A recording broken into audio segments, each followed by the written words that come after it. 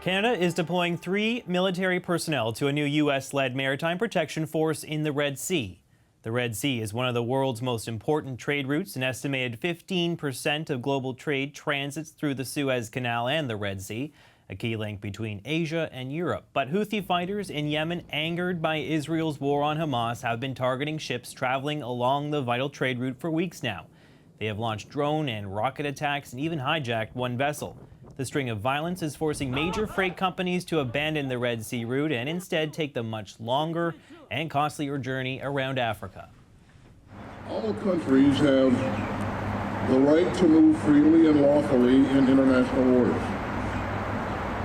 But that foundational global right is under new threat today from the totally unacceptable attacks on merchant vessels by the Houthis in Yemen.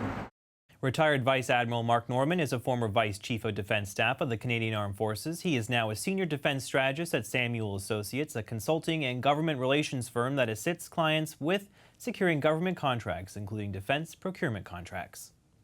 Retired Vice Admiral Norman, thanks for your time today. Thanks for coming on the show. Thanks, JP, and thank you for your interest in this really important subject. Yeah, before we get to Canada's contribution, first let's get your take on the situation in the Red Sea, these Houthi attacks on container ships. Just how dangerous is this situation, do you think? Yeah, well, it's significant for a couple of reasons. First of all, it is an unfortunate spillover or adjunct to the developing crisis in the Middle East with additional malevolent actors trying to interrupt Western interests.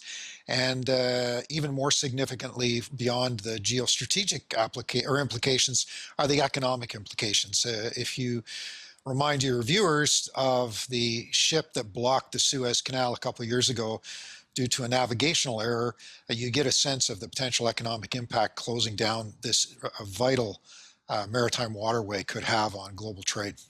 Yeah, 15% of all the world's shipping actually transits through the Suez Canal, everything from gas to yogurt, right? It is a huge economic artery for the world, so any sort of blockage in there is a problem. The U.S. and the U.K., to try and alleviate some of this, has been patrolling the Red Sea. They have been shooting down some Houthi drones and rockets, but that so far has not deterred this group.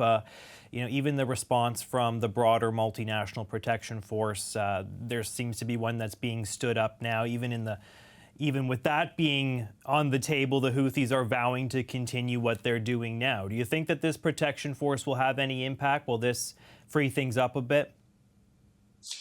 It may. As it relates to the economic impact, it'll depend on the level of confidence that the global shipping companies will have in the measures that are being taken by this allied force. This is sadly not the first time we've had this type of problem in that region. And the Houthi, like many of these other terrorist organizations in the region, are looking for opportunities to disrupt and send a message. And it's an extremely difficult problem to solve, and it won't be solved necessarily at sea, although that's going to be a key component of it. This will probably require forces of some type going into Yemen and rooting out the rebels at the source. I'm not seeing that in the near term. So you expect the U.S. might have to strike Houthi targets in Yemen? I'm not sure exactly what course of action they're going to consider, but the reality is that until the West can stop them from launching these attacks, it's one thing to interrupt the attacks, which is what the efforts are going to be focused on at the moment. It's another thing to figure out how to stop them from the beginning. And, the Allies have been operating in this region for almost 2 decades now in a variety of different forms. And this combined maritime force has lots of experience. But, this is the latest version, if you will, of an ongoing problem, which is off the coast of Somalia and elsewhere in the past. Let's talk about Canada's contribution to all this. Bill Blair, the defense minister, announcing today that they are not going to be sending a ship. Instead, they're sending just 3 Canadian staff officers to the area. What's your reaction to what Canada's committed so far?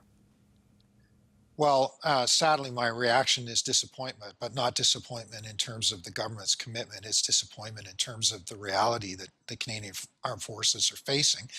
and the fact that, to put it bluntly, the cupboards are bare. And this is a reflection of a pretty sad state of affairs. I think those staff officers will be supplemented by additional staff going forward. As I said, we have longstanding relationships with those organizations, and we will do good things. But there will be a call for forces on the water, and unfortunately, Canada can't respond to that. And we'll see where this goes. There could be an aviation component, but again, I'm not sure we have the bench strength necessary to even support that request were it to come. I'm sure you saw what Vice Admiral Angus Topshee put out there just a few short weeks ago, the commander of the Canadian Navy, really warning about the state of affairs and how they don't have a lot of manpower. They don't have folks that can staff some of these ships that are in circulation right now. They just don't have bench strength. They do not really have the ability to deploy widely across the globe to meet some of Canada's obligations. What do you make of what Topshee put out, and how do you see things in the Canadian Navy? Yeah, so regrettably, Admiral Topshee is trying to manage a problem that's been decades in the making.